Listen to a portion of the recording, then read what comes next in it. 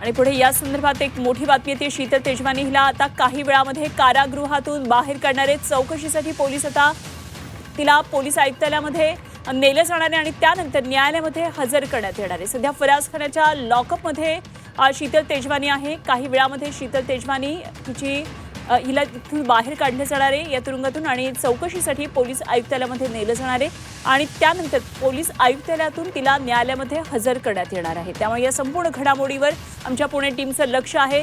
पुण्यातला जमीन गैरव्यवहार प्रकरण हे झी24 तासनं उघडकीला आणलं होतं। यामध्ये शीतल तेजवानी जी मुख्य आरोपी यामध्ये आहे, जिनं जमीन विक्री करताना अत्यंत महत्त्वाची भूमिका बजावलेली। तिनं ही वतनाची जमीन घेऊन विकलेली होती अमेडिया कंपनीला। तेव्हा तिचा हा सगळा मुख्य रोल, तिची जी भूमिका आहे ती स्पष्ट झालेली आहे आणि आता तिला काही वेळामध्ये फरासखाना पोलीस स्टेशनमधून बाहेर काढलं जाईल आणि कैलासपुरी आमचे प्रतिनिधी या संपूर्ण घडामोडीवर लक्ष ठेवून आहेत। आपण थेट जाऊया कैलासकडे। कैलास, काही वेळामध्ये पुणे पोलीस आयुक्तालयामध्ये तिला हजर करण्यात येईल, त्यानंतर न्यायालयामध्ये नेण्यात येणारे काय नेमके अपडेट्स आहेत? शीतल तेजवानी हिला जमीन गैरव्यवहार प्रकरणी काल अटक केल्यानंतर फरासखाना इथल्या पोलीस स्थानकाच्या कारागृहामध्ये ठेवण्यात आलेलं होतं। आता तिला काही वेळातच पुढच्या कायदेशीर कारवाईसाठी सीपी ऑफिसमध्ये घेऊन जाणार आहेत आणि आपण पाहू शकत असाल दृश्यामध्ये शीतल तेजवानी हिला या ठिकाणी आणण्यात आलेलं आहे आणि तिला आता सध्या सीपी ऑफिसमध्ये जे आहे ते हलवण्यात येत आहे। नेमकं काय त्यांचं म्हणणं आहे आपण त्यांना जाणून घेतोय, प्रयत्न करतोय त्यांच्याकडून आणि आपण पाहू शकता शीतल तेजवानी या ठिकाणी पोलीस जे आहेत ते शीतल तेजवानी यांना घेऊन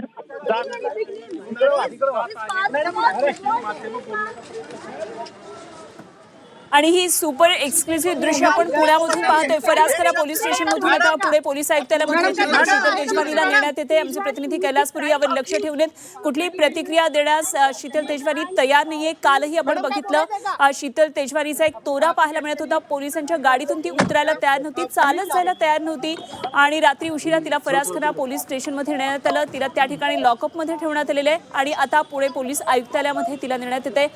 खरं तर गेल्या काही दिवसांमध्ये ज्यावेळी ती चौकशीसाठी आलेली होती पुणे पोलीस आयुक्तालयात आणि त्यावेळी झी24 तासने दाखवलं होतं की पोलिसांनी तिला कशा प्रकारे VIP ट्रीटमेंट दिलेली होती आणि सध्या माध्यमांचा गराडा तिच्याभोवती असल्यामुळे कुठलीही प्रतिक्रिया देण्यास त्याही वेळी तिने नकार दिला होता। आताही ती माध्यमांसमोर बोलत नाहीये। शीतल तेजवानी हिचा पाठलाग आम्ही झी24 तासच्या प्रतिनिधींनी केलेला होता। तिला प्रश्न विचारलेला होता, मात्र कुठल्याही प्रश्नावर उत्तर देणं तिनं टाळलेलं होतं।